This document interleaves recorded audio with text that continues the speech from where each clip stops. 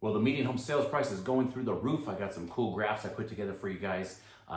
If you weren't around or weren't paying attention back in the year 2000, the median for the year of 2000 was $85,000 up here locally. And in 2006, the median for the year was $315. Today, we're sitting at $300 and almost $332,000 for the year of 2021.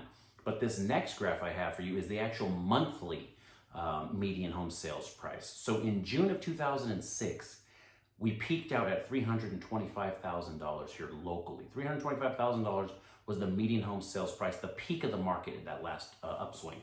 Then we dropped down 2009 to 2012, but look where we're at now. Look at the last 12 months. I want to say February, let's go March-ish, 2020, right before the pandemic. Our median home sales price for the month of March was $267,000. And look where we're at today, a year later, maybe 13 months later, $343,000 is currently our median home sales price. But look at the gain we've had in this last 12, 14 months. Huge price increase, $267,000 to $343,000. Today we're sitting at 439 homes on the market. The pendings continue to crank.